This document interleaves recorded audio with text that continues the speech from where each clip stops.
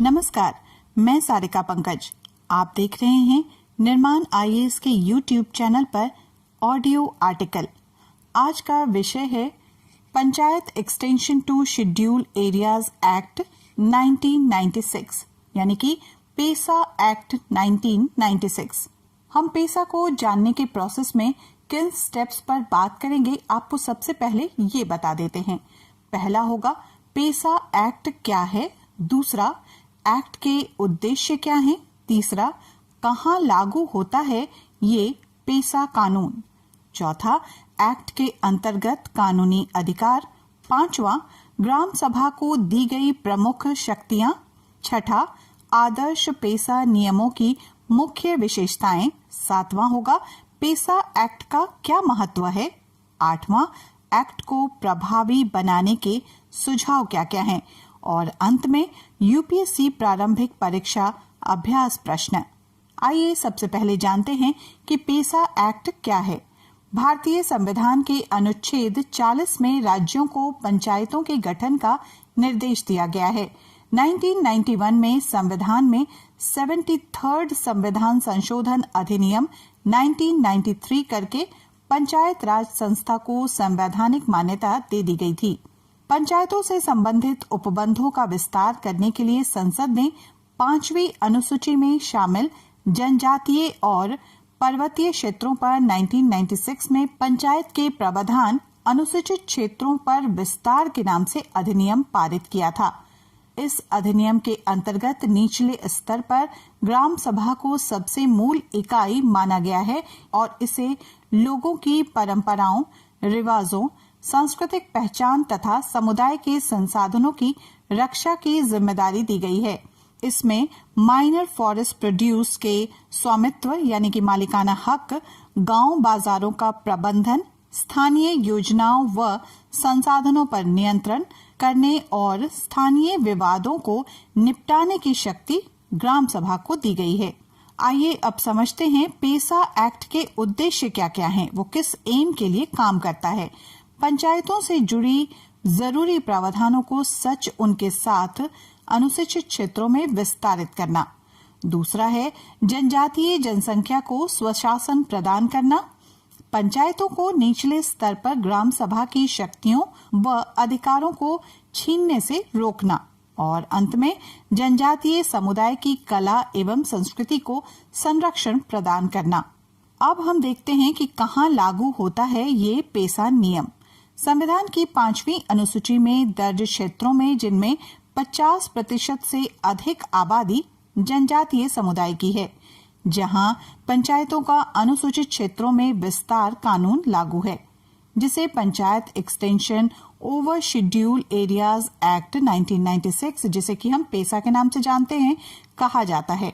भारत में panchayat extension to schedule area act 1996 अनुपालना संबंधी राज्य में आंध्र प्रदेश, छत्तीसगढ़, गुजरात, हिमाचल प्रदेश, झारखंड, मध्य प्रदेश, महाराष्ट्र, ओडिशा और राजस्थान के आदिवासी बाहुल्य क्षेत्र आते हैं। एक्ट के अनुसार एक वर्ष में 3-3 माह के अंतराल पर 4 ग्राम सभाएं होती हैं। एक्ट के अंतर्गत कानूनी अधिकार क्या क्या हैं?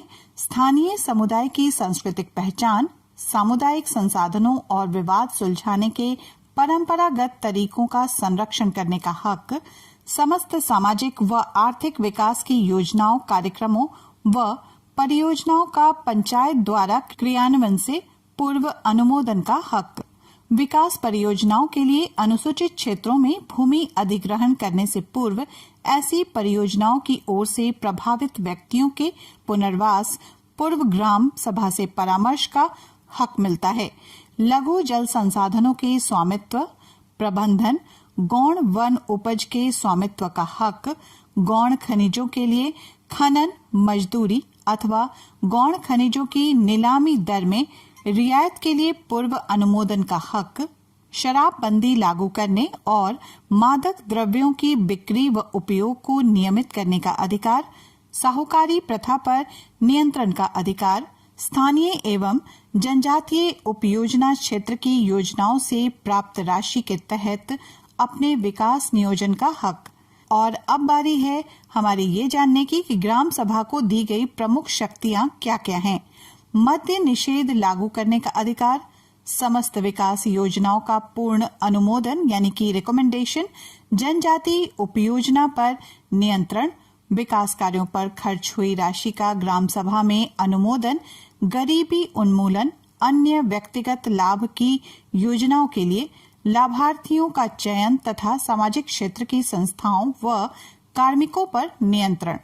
परंपरागत कानून एवं सांस्कृतिक प्रचलन अनुसार स्थानीय विवादों पर निपटारा, प्राकृतिक संसाधनों का स्वामित्व एवं प्रबंधन, जल स्रोतों, श्यामलात भूमि, लघु वन उपज संग्रह व बेचान, जंगलात का उपयोग व भूमि अधिग्रहण तथा खनन मामलों में स्थानीय आदिवासियों के स्वामित्व को कायम रखते हुए संबंधित कानूनों व नीतियों पर प्रभावी अमल व साथ ही निगरानी भी। अब हम देखेंगे कि panchayat extension to scheduled areas act 1996 आदर्श पेशा नियम कैसे बना। केंद्रीय विधान पंचायतों के प्रावधान अनुसूचित क्षेत्रों का विस्तार अधिनियम 1996 पेशा तथा राज्य पंचायत राज अधिनियमों और संबंधित विधियों में राज्यों द्वारा अब तक किए गए संशोधन 5वीं अनुसूची के क्षेत्रों के लिए व्यापक ढांचा उपलब्ध कराते हैं। इस संबंध में प्रक्रियाएं और पद्धतियां तैयार करने के लिए पंचायती राज्य मंत्रालय ने स्वर्गीय श्री बी.डी. शर्मा की अध्यक्षता में एक उप समिति का गठन किया था, जिसका उद्देश्य ग्राम सभाओं को पेशा में यथा परिकल्पित शक्तियां प्रदान करने के लिए आदर्श दिशा निर्देश तैयार करना था। इस उप समिति द्वारा तैयार किए गए दिशा निर्देशों के आधार पर पंचायती राज मंत्रालय ने आदर्श पेशा नियम तैयार किए तथा उन्हें 5वीं अनुसूची क्षेत्र वाले राज्यों को 14 दिसंबर 2009 को परिचालित किया यानी कि रेकमेंड किया ताकि वे अपने नियम तैयार कर सकें। कांस्टेंट प्रयासों के परिणाम स्वरूप 5 राज्यों अर्थात आंध्र प्रदेश, हिमाचल प्रदेश, महाराष्ट्र, राजस्थान और तेलंगाना ने उनके राज्यों के विशिष्ट पेशा नियम अधिसूचित किए हैं। शेष राज्य नियमों को तैयार करने की प्रक्रिया की समाप्ति की विभिन्न अवस्थाओं में है। आदर्श पेशा नियमों की मुख्य विशेषताएं क्या हैं? ग्राम पंचायत को ग्राम सभा की कार्यकारी समिति माना जाएगा। ग्राम पंचायत का सचिव ग्राम सभा का सचिव कहलाएगा तथा ग्राम सभा 2 माह में कम से कम एक बार बैठक आयोजित करेगी। ऐसे व्यक्ति को जो अनुसूचित जनजाति का सदस्य होगा, सर्वसम्मति से 1 वर्ष के लिए ग्राम सभा की बैठकों के लिए अध्यक्ष चुना जाएगा। सर्वसम्मति न होने की दशा में उपस्थित सदस्यों में से सबसे अधिक आयु की अनुसूचित जनजाति की महिला अध्यक्ष होगी। ग्राम सभा की बैठकों के लिए गणपूर्ति कुल सदस्यों की संख्या का 20% होगी। महिलाओं के लिए अलग से गणपूर्ति होगी जो सामान्य गणपूर्ति का 1/3 होगी।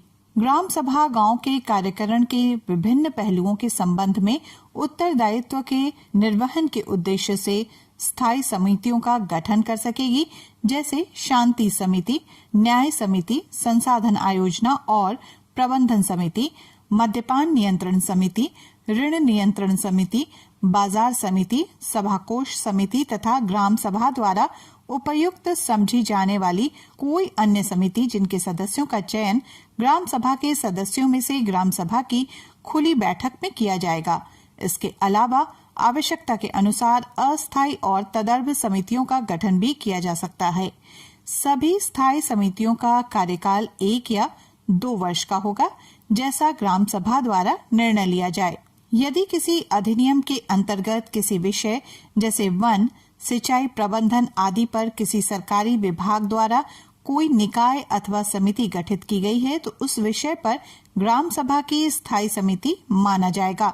संबंधित अधिनियम में किसी उपबंध के होते हुए वो निकाय अथवा समिति ग्राम सभा के प्रति उत्तरदायी होगी। ग्राम सभा एक सभा कोष का अनुच्छरण करेगी जिसमें किसी भी रूप में प्राप्त हुए अंशदान को रखा जाएगा, जिसमें नकद अथवा वस्तुओं के रूप में स्वैच्छिक अंशदान तथा ग्रामवासियों की मजदूरी, सूक्ष्म वन उत्पादों, सूक्ष्म खनिजों आदि के लिए सरकार के माध्यम से प्राप्त राशि और ग्राम सभा द्वारा संसाधनों के उपयोग पर अधिरोपित प्रशुल्क अथवा उद्ग्रहित जुर्माने आदि शामिल होंगे। ग्राम सभा के पास अपने निर्णयों के अनुसार इसके उपयोग का पूर्ण अधिकार होगा। ग्राम सभा द्वारा विवाद निपटान की प्रक्रिया को भी आदर्श नियमों में सूचीबद्ध किया गया है। ग्राम सभा यह सुनिश्चित करेगी कि संसाधनों का उपयोग इस प्रकार से हो कि आजीविका के साधनों को बनाए रखा जा सके, लोगों के मध्य असमानता में वृद्धि न हो, संसाधन कुछ ही लोगों तक सीमित न रहने पाएं। ग्राम सभा ये सुनिश्चित करेगी कि अनुसूचित जनजातियों से संबंधित कोई भी भूमि गैर अनुसूचित जनजातियों के व्यक्तियों को अंतरित न हो पाए। ये भूमि संबंधी लेन देनों की जांच करने के लिए सक्षम होगी अथवा किसी की शिकायत के आधार पर अथवा स्वयं अपनी ओर से ऐसा करने के लिए शांति समिति को प्राधिकृत कर सकेगी, यानी कि ऑथराइज कर सकेगी। यदि ग्राम सभा की ये राय है कि अनुसूचित जनजातियों से संबंधित भूमि पर कब्जा किए जाने के प्रयास किए जा रहे हैं, तो ये लेन देन को प्रतिषिद्ध करने के लिए अनुदेश जारी करेगी, जिससे कि उसे रोका जा सकेगा तथा ऐसे मामलों में इसका निर्णय अंतिम होगा। ग्राम सभा को भूमि अधिग्रहण, शांति और सुरक्षा तथा विवाद निपटारा, प्राकृतिक संसाधनों के प्रबंधन, कृषि और भूमि, खान और खनिज, मद्यपान नियंत्रण, सूक्ष्म वन उत्पाद यानी कि माइनर फॉरेस्ट प्रोडक्ट्स, बाजारों का प्रबंधन, साहूकारी, लाभार्थियों की पहचान, योजनाओं के अनुमोदन, सामाजिक क्षेत्र की स्कीमों की समीक्षा तथा स्थानीय संस्थाओं जैसे विद्यालयों और अस्पतालों आदि की समीक्षा से संबंधित समस्त निर्णयों में अनिवार्य रूप से शामिल किया जाएगा। ग्राम सभा पहला जन्म, दूसरा मृत्यु, तीसरा विवाहों, चौथा त्योहारों, पांचवा आजीविका की तलाश में गांव से बाहर जाने वाले व्यक्तियों के विवरणों के लिए एक पृथक रजिस्टर का अनुरक्षण करने के लिए सक्षम है। ग्राम पंचायत के लिए अपने क्षेत्रों में किए गए कार्यों के लिए ग्राम सभा द्वारा दिए गए समस्त धन के उपयोग का प्रमाण पत्र उससे प्राप्त करना अनिवार्य है। यदि ग्राम सभा की ये राय है कि कोई राज्य विधान, प्रथागत विधि, सामाजिक तौर और धार्मिक रिवाजों और समुदायों संसाधनों की पारंपरिक प्रबंधन प्रक्रियाओं के अनुरूप नहीं है, तो वो उस संबंध में एक संकल्प पारित करेगी और जिला कलेक्टर के माध्यम से उसे राज्य सरकार को भिजवाएगी। राज्य सरकार उस पर आवश्यक कार्यवाही करेगी। अब हम समझेंगे कि पेसा एक्ट का महत्व क्या है। पेसा का प्रभावी क्रियान्वयन न केवल विकास लाएगा, बल्कि ये 5वीं अनुसूचित क्षेत्रों में लोकतंत्र भी और गहरा होगा। पेसा के कई और फायदे हैं। इससे निर्णय लेने में लोगों की भागीदारी में वृद्धि होगी। पेसा आदिवासी क्षेत्रों में अलगाव की भावना को कम करेगा और सार्वजनिक संसाधनों के उपयोग पर बेहतर नियंत्रण होगा। पेसा से जनजातीय आबादी में गरीबी और बाहर पलायन कम हो जाएगा, क्योंकि प्राकृतिक संसाधनों पर नियंत्रण और प्रबंधन से उनकी आजीविका और आय में सुधार होगा। पेसा एक्ट जनजातीय आबादी के शोषण को कम करेगा, क्योंकि वो ऋण देने, शराब की बिक्री, खपत एवं गांव बाजारों का प्रबंधन करने में सक्षम होंगे। पेसा एक्ट के प्रभावी क्रियान्वयन से भूमि के अवैध हस्तांतरण पर रोक लगेगी और आदिवासियों की अवैध रूप से हस्तांतरित जमीन को बहाल किया जा सकेगा। और सबसे महत्वपूर्ण बात यह है कि ऐसा परंपराओं, रीति रिवाजों और जनजातीय आबादी की सांस्कृतिक पहचान के संरक्षण के माध्यम से सांस्कृतिक विरासत को बढ़ावा भी देगा। पेसा एक्ट 1996 को और अधिक प्रभावी बनाने के क्या उपाय हैं? ग्राम सभा को केवल प्रशासनिक शक्तियां ही नहीं, बल्कि वित्तीय शक्तियां भी हस्तांतरित कर उन्हें सच में सशक्त बनाए जाने की जरूरत है। लोगों को इस अधिनियम और इसमें अंतर्विष्ट उनके अधिकारों की जानकारी प्रदान की जानी चाहिए। इस संबंध में उन्हें प्रशिक्षण प्रदान किया जाना चाहिए। वन अधिनियम, भूमि अधिग्रहण अधिनियम आदि पेसा अधिनियम के संगत नहीं हैं। इनमें संशोधन की आवश्यकता है ताकि अनुसूचित क्षेत्रों में ग्राम सभा को लघु वनोपजों, जल निकायों और भूमि संसाधनों का सही मायने में स्वामित्व प्रदान किया जा सके। एक मजबूत शिकायत निवारण तंत्र स्थापित करने की आवश्यकता है ताकि नागरिकों की आवश्यकता के अनुरूप इस अधिनियम को लागू किया जा सके। ग्राम सभा और पंचायतों में महिलाओं की भागीदारी सुनिश्चित करने के लिए विशेष ध्यान दिया जाना चाहिए। साथ ही अनुसूचित क्षेत्रों वाले राज्यों के लिए पेसा के अंतर्गत विकास संबंधी योजनाएं बनाने वाले पंचायती राज मंत्रालय और जनजातीय कार्य मंत्रालय को मिलकर कार्य करने की आवश्यकता है। और अब बारी है यूपीएससी प्रारंभिक परीक्षा अभ्यास प्रश्न की। पेसा एक्ट 1996 के संदर्भ में दिए गए कथनों पर विचार कीजिए। पहला, पंचायतों से संबंधित उपबंधों का विस्तार करने के लिए संसद ने 5वीं अनुसूची में शामिल जनजातीय और पर्वतीय क्षेत्रों पर 1996 में पंचायत के प्रावधान अनुसूचित क्षेत्रों पर विस्तार अधिनियम पारित किया था। इस अधिनियम के अंतर्गत निचले स्तर पर ग्राम सभा को सबसे मूल इकाई माना गया है। तीसरा है, इस एक्ट का उद्देश्य पंचायतों से जुड़े जरूरी प्रावधानों को संशोधनों के साथ अनुसूचित क्षेत्रों में विस्तारित करना है। उपयुक्त कथनों में से कौन सा से सही है, ये देखना है। ए केवल 2-3, बी केवल 1 और 2, सी केवल 3, डी ऊपर के दिए गए सभी कूट। और इसी के साथ मुझे दीजिए इजाजत। नमस्कार।